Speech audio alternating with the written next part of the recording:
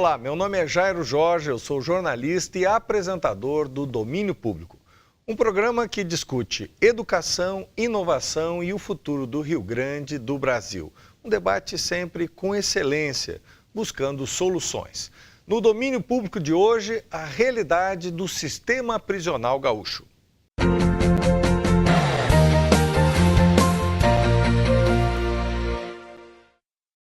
O sistema prisional gaúcho chega a 36 mil presos, para uma capacidade de 24 mil vagas.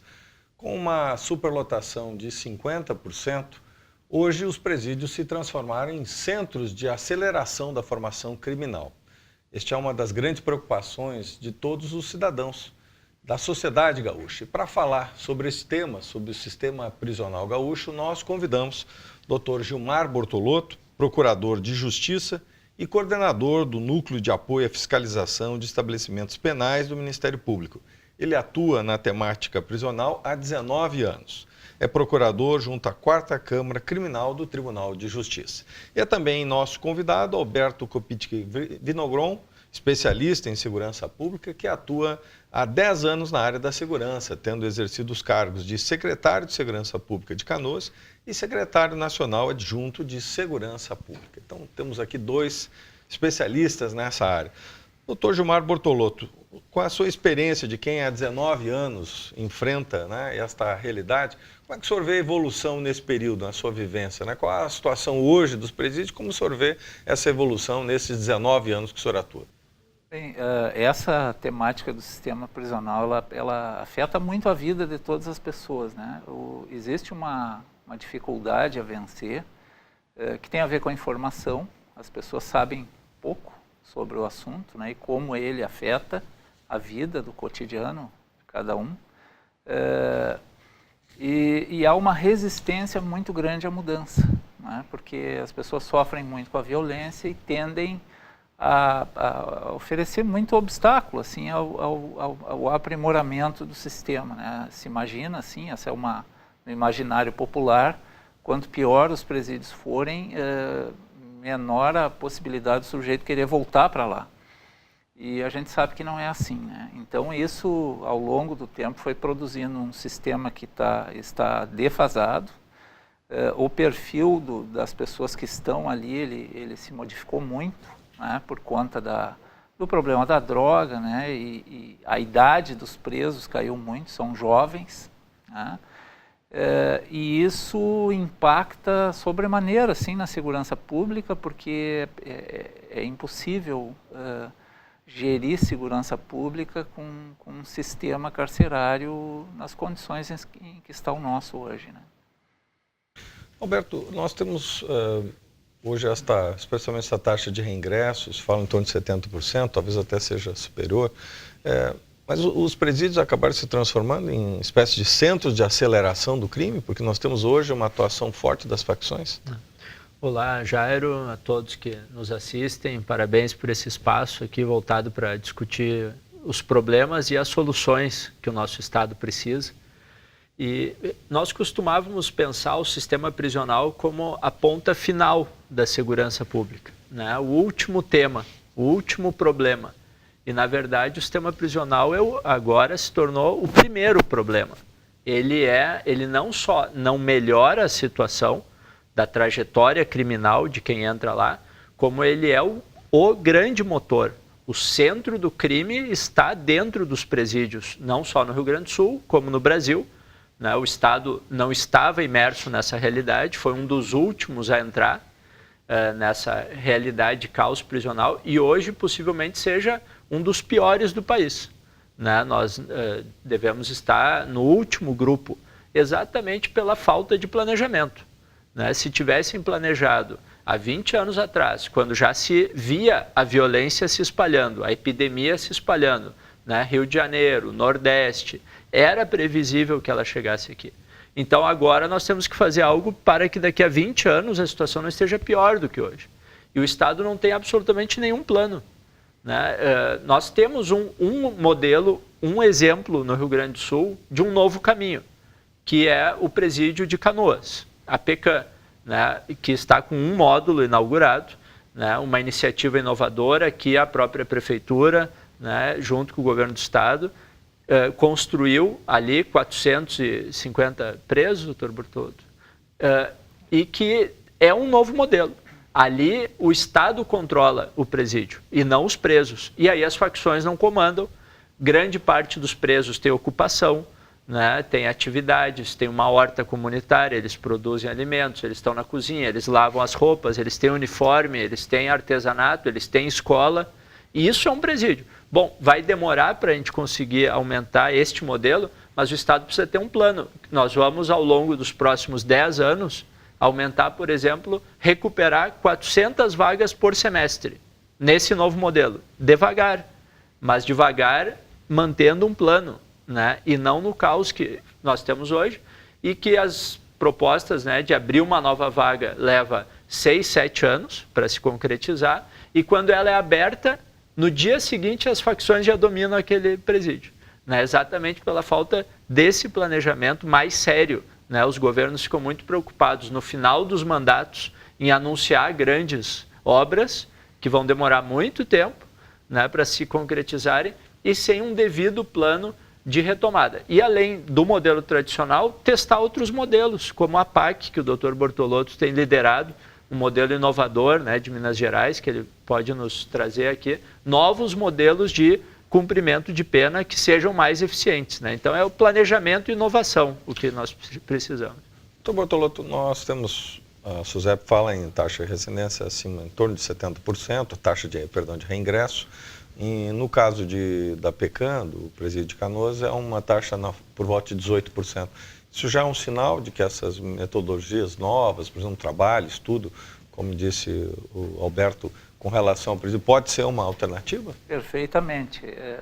Isso para nós é uma certeza, né? Se a gente consegue ter um programa, eu vou chamar de civilizatório, né? Porque os presídios, eles não são ainda locais onde a nossa a civilização consiga atuar ali dentro, né?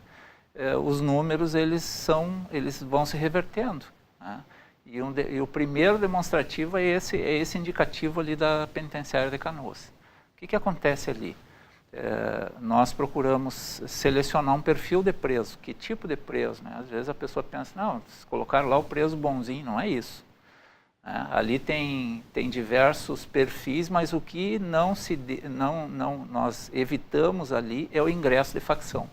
Então, se o sujeito chegar ali, né, pré-selecionado, e ele disser que pertence a algum tipo de facção, ele é removido para o que a gente chama lá de sistema antigo, para não contaminar ali, né? O que existe hoje, e o que esses grupos já se deram conta, né, e eles operam como se isso fosse um mercado, né? O mercado do crime é um mercado. O que eles já se deram conta é que o presídio é um excelente espaço para disseminar a ideologia deles. Então, os primeiros que se candidatam a ir, por exemplo, para o presídio de Canoas, são os presos que pertencem a facções, porque isso é um direcionamento de mercado que eles dão. Quando a gente consegue evitar isso, tu tem um espaço ali que permite o trabalho que o Estado tem que fazer.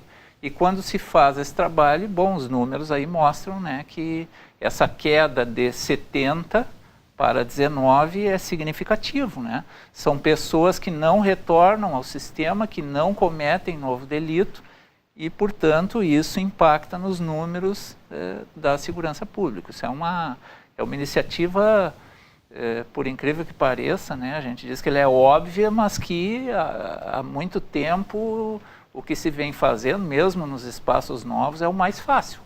Transfere para lá grupos que vão assumir a administração do presídio e vão impor ali dentro a lógica do crime. Vão catequizar as pessoas que estão ali, né? O assunto vai ser o tempo inteiro a delinquência, né? E é óbvio que isso é que gera esses números que a gente comenta, né? 70% de ingresso, 30% de presos de primeiro ingresso. Nós tivemos, para dar um exemplo, uma experiência muito rica. Esses dias estivemos ali na penitenciária 1 de Canoas e eu entrei dentro do pátio com os presos lá dentro. Isso é possível ali sem problema nenhum, o que é incogitável em outros lugares. Eu entrei ali e perguntei para os presos, de onde é que vocês vêm? Ah, nós entramos pelo Central e viemos para cá. Ficamos 1 dia ou 2 no Central. Ah, e vocês são de regiões diversas da cidade? Sim. Lá no Central vocês não convivem no pátio? Não, porque lá nós estamos nas galerias das regiões da cidade, nossos grupos. E como é que nós estamos aqui no pátio convivendo, nós todos aqui? Até o promotor está aqui dentro. E aí eles ficaram pensando e começaram a dizer, não, é que aqui não tem pressão de comando. Né? Aqui cada um toca a sua vida, cada um toma suas decisões. Né? Isso é um demonstrativo para a gente de que é uma experiência muito positiva. Né? Roberto, um dos grandes problemas hoje do presídio se transformar numa espécie de escritórios avançados, né, do crime, onde o crime coordena ações fora do presídio. E aí entra a questão dos celulares, né? Uma das questões que foram colocadas no presídio de Canoas eram os bloqueadores. É possível efetivamente se trabalhar com bloqueadores? Tivemos até um episódio um pouco dramático lá no Rio Grande do Norte, de rejeição, uso de bloqueadores, mas é possível começar instituições com uso de bloqueadores, por exemplo? Não só é possível, como deveria ser obrigatório por lei no Rio Grande do Sul. Né? O celular, claro que não vamos imaginar um presídio 100% os presos isolados do contato externo. Isso não existe em nenhum lugar do mundo, né? O preso sempre vai ter alguma forma de contato, uma família, advogado, ele tenta passar comandos. A questão toda não é isso. A questão é ele comandar o crime todo de dentro do presídio e dar todos os comandos o tempo inteiro para a criminalidade da rua, que é o que acontece hoje, né, no Rio Grande do Sul. E o bloqueador de celular, ele é um instrumento, eu acho que até os governos menosprezam aqui no estado, né, para deixar a realidade como está, mais fácil. Efetivamente, quando ele entrar, por que no Rio Grande do Norte explodiu uma rebelião quando se botou o bloqueador? Porque os líderes não aceitaram, mas o estado tem que impor o seu comando, com planejamento. Talvez não comece pelo lugar pior, mas vai trazendo o bloqueador de penitenciárias menores até chegar nas maiores. Né? Eu estive em Israel, que tinha um sistema prisional há 20 anos muito ruim, muito criticado no mundo. Era, só para dar uma ideia, né? Os presos acusados de terrorismo ficavam em barracas, cuidados pelo exército. Eles criaram um sistema prisional, né, realmente de alta qualidade. Todos os 10 presídios têm hoje bloqueador de celular. Você dá um passo para dentro do presídio, o celular para de funcionar. Dizem aqui no Rio Grande do Sul que vai atrapalhar quem mora perto, né? Talvez no Central seja mais complexo mesmo, mas na maioria dos outros presídios, né? Eu estive em Bangu, no Rio de Janeiro, você atravessa a rua, o celular para de funcionar. Né? Então, é um custo-benefício, nós temos que nos dar conta no Rio Grande do Sul que o gasto que a gente faz hoje, nós estamos jogando no lixo, porque ele está servindo para o crime. Né? O crime que acontece nas nossas ruas, ele não é comandado na periferia, como a gente imaginava, né? Numa determinada comunidade, um grupo. Hoje, esse comando ele está dentro do sistema prisional, só piora sem uma política de segurança, né, onde a brigada é pressionada e a civil a aumentarem o número de presos. Nossa política de segurança se resume a fazer mais prisão para os governos, né, que não têm planejamento poderem apresentar esse número para a sociedade. Isso vai inchando o presídio, né, e de pequenas facções, hoje nós temos já poucas gigantescas com o risco delas se fundirem. O que o Rio Grande do Sul está fazendo hoje é criar, eu não costumo dizer nomes de facções, mas só para as pessoas terem uma ideia, nós estamos criando o PCC Gaúcho.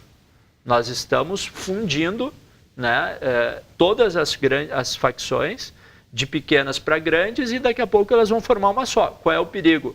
Daqui a pouco o Estado não tem mais capacidade de interferir mesmo.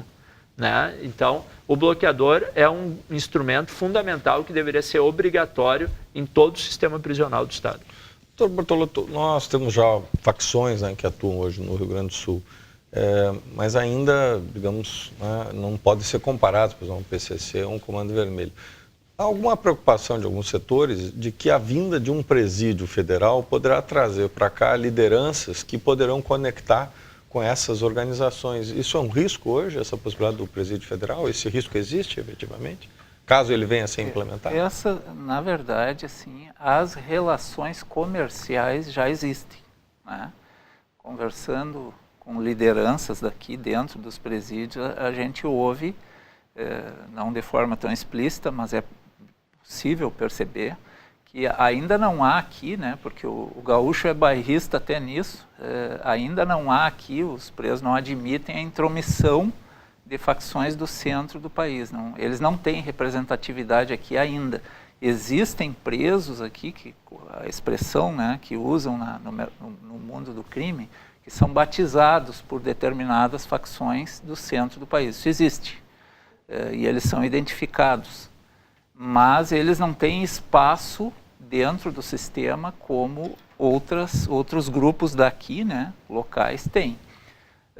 O grande problema disso é que se cria um grupo enorme e, para resistir à expansão desse grupo enorme, pequenas quadrilhas acabaram se agrupando, né, e criaram um emblema ali, um time, né, para combater esse outro lado, né. E essa lógica é que vai para as ruas e que acaba ocasionando o incremento do número de homicídios, a violência, como a gente vê, né. E toda vez que há uma repressão mais intensa, por exemplo, no tráfico, isso migra para um outro segmento de mercado, para roubo de carro, para outras coisas, né, que acabam atingindo as pessoas como um todo, né. Esse intercâmbio no aspecto comercial, ele já existe. Presos que nós mandamos para penitenciárias federais, isso é óbvio, ele volta de lá com outros contatos, né. Ele perde um pouco aqui, vamos falar assim, no tráfico. Ele vai perder bocas de tráfico que ele tem pela sua ausência, né? Mas o que vai acontecer no retorno? Ele vai trazer, vamos dizer assim, uma série de contatos que ele não tinha, que ele fez pessoalmente lá na Penitenciária Federal. Então isso, com a Penitenciária Federal aqui, é uma coisa óbvia que acontecerá, porque virão presos de outros locais para cá e os nossos irão para outros lugares, né? O melhor, eu não sou contra isso, né? Mas a melhor solução, qualquer coisa que venha para o nosso sistema é sempre positivo, mas a melhor solução, na minha ótica, assim, é que nós tivéssemos aqui pelo menos uma penitenciária efetivamente segura, que isolasse a comunicação, que diminuísse a velocidade da comunicação, para que ali fossem abrigadas essas lideranças, né? Isso seria o mais adequado. Só para comentar esse tema do Presídio Federal, eu reconheço, né, aqueles que falam da preocupação da vinda, eu concordo com as preocupações, né, mas eu também, até pela experiência que já tive de gestor, né, acho que é importante a gente refletir de uma outra forma.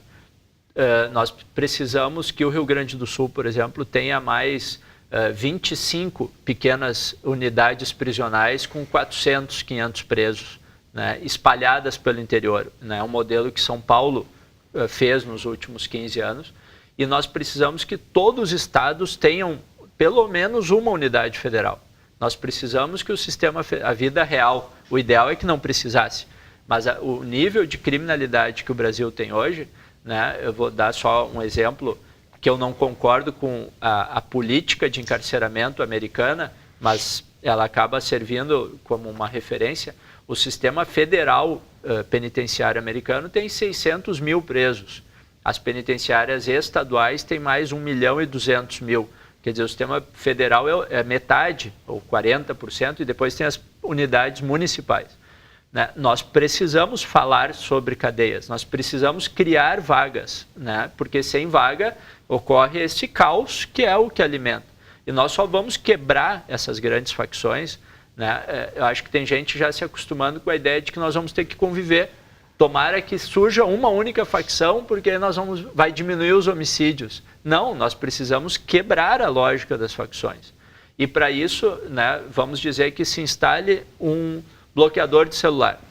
Os líderes daquela facção não vão aceitar e vão iniciar uma rebelião nas ruas, queimando ônibus. Esses líderes precisam ser imediatamente transferidos para uma unidade federal. né, para o Estado poder manter o controle. Então, só assim que a gente vai poder avançar. Então, é um mal necessário. Existe uma confusão, só para esclarecer, em 98, 99, quando o sistema de São Paulo entrou em colapso, o sistema prisional, né, São Paulo acelerou muito os aprisionamentos e teve aquela grande rebelião onde nasceu o PCC, né? E ali o governo do estado de São Paulo transferiu presos para o Paraná e para o Mato Grosso, para os sistemas estaduais, fez uma parceria. E ali os sistemas estaduais do Paraná e do Mato Grosso não tinham condições de receber, e ali o PCC efetivamente tomou conta imediatamente do sistema. E até aqui para o estado. E aí preso do PCC para cá. Mas foi um momento, não era o sistema federal. Ainda não havia o sistema estadual. Não havia ainda, né? O sistema federal ele começou a ser construído em 2005, né? Para as pessoas saberem, ele é um sistema, todos os agentes federais são do governo federal. Em Brasília existe uma central de monitoramento, né? Tem câmeras em todas as partes do presídio, né? Talvez até demais, enfim, na discussão da privacidade, mas é total. Todo o áudio das conversas dos presos é gravado em Brasília. Alguns agentes têm microfones, né? Bom, são garantias que os estados não vão conseguir ter nos próximos anos. Doutor Bortolotto, para nós fecharmos, eu queria que o senhor falasse um pouco sobre a PAC, é um modelo que hoje já está consolidado em São Paulo, especialmente Minas, né? Mas Paraná também. No Rio Grande do Sul nós tivemos já algumas iniciativas, já há um projeto de implantação numa primeira unidade, mas eu queria que o senhor falasse um pouco sobre como funciona a PAC e como o senhor vê ela como alternativa. Né? Como eu disse no início, aqui o nosso primeiro grande desafio é vencer o preconceito, né? As pessoas imaginam que quem ingressa no sistema e quem vive essa vida no crime não tem como mudar, e eu quero aqui afirmar que não, que é o contrário disso. Existem muitíssimas pessoas que estão nos presídios e que gostariam de sair do crime, mas não tem por onde. É muito difícil sair dessa lógica do mercado do crime, né? É preciso uma oportunidade real.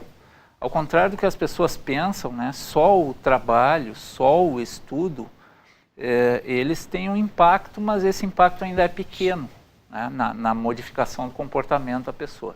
Esse sistema das APACs, ele significa uma metodologia que tem 45 anos e que o Brasil exporta para outros países do mundo, né?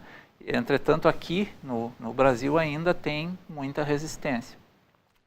Basicamente, é uma metodologia que tem 12 elementos, né, que quando são colocados em prática, produzem um índice que supera 90% de recuperação.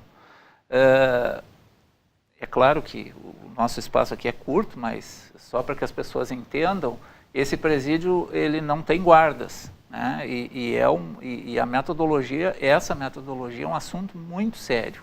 Não se trata apenas de um presídio para preso bonzinho ou um presídio, né, onde os presos recebem um tratamento digno, não é só isso.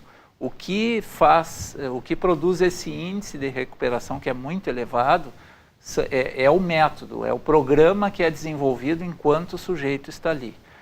Além disso, isso proporciona uma participação, né, da sociedade, porque o presídio, no final das contas, ele é tocado pela comunidade, né? São as pessoas da comunidade que tocam o presídio, baseado em trabalho voluntário. Existem poucas pessoas que são contratadas para trabalhar ali, né?